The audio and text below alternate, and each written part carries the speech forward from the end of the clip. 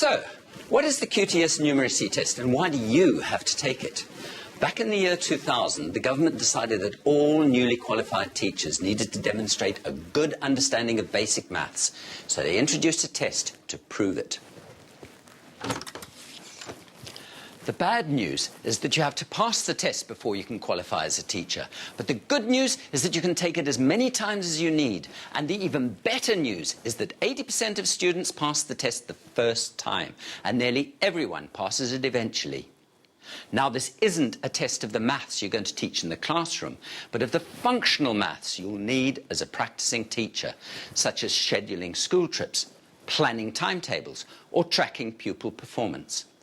If you're a maths specialist, you shouldn't find the test too difficult, but the style of the test could take you by surprise, so it's worth doing some preparation.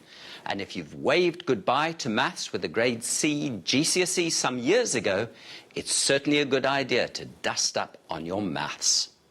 I got a B at GCSE in maths, and then I thought, oh, that's it, I'm never going to have to do it again. And I suppose I'm one of these people that if ever you have to work something out, I just kind of step back and let my friends do it, just because I hate maths, I really do. I've never really enjoyed it at school. So then I thought, oh, well, that's it, no more maths ever again, until the QTS skills test, and I thought, oh no. I passed my literacy first time and my ICT first time, but my numeracy was much more of a challenge. It took me 5 attempts to pass it. So, what's the test like? To start with, it's all done online at a computer, although there are paper-based versions for those with special needs.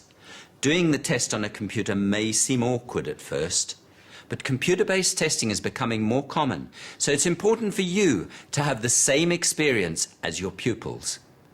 Although it's an on-screen test, you can use a pen and paper to make notes and do your workings out.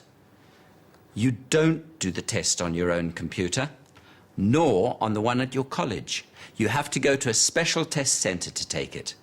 And when you've done the test, you get your results straight away, a pass or a fail. And if you don't pass, you get printed feedback on your performance, which gives you an opportunity to have a look at those areas that need further work before you sit the test again.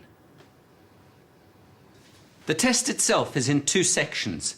There's a mental arithmetic test with 12 questions and a section covering interpreting and using statistical information and using and applying arithmetic, with 16 on-screen questions.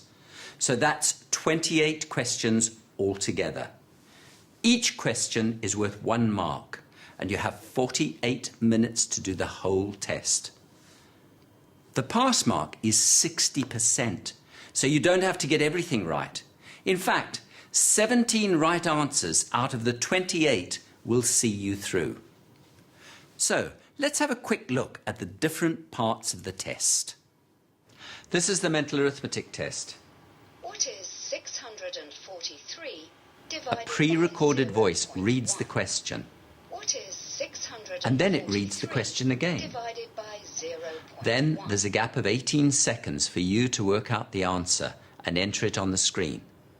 At the end of the 18 seconds, the on-screen answer box disappears, and the next question starts. 6 out of 25 pupils. You can't scored stop full it. marks You in the can't go test. back. You can't use a What calculator, percentage of pupils but you can scored full make marks? notes. The next section has a mixture of questions on general arithmetic and interpreting statistics. These test your ability to apply arithmetic to school scenarios, such as school trips, test results, timetable planning, and budgets, and how to make sense of tables of figures and graphs and charts, the kind of educational data you're likely to come across once you start teaching. In this part of the test, you can use a calculator, but it has to be the one provided on screen. You press the calculator button, and when it pops up, you can move it around to where you want it. You can do any workings on paper, but your answer has to be entered on the screen. In some questions, you just click on the correct answer. With others, you click on one or more correct answer. In some questions, you type in your answer in the box.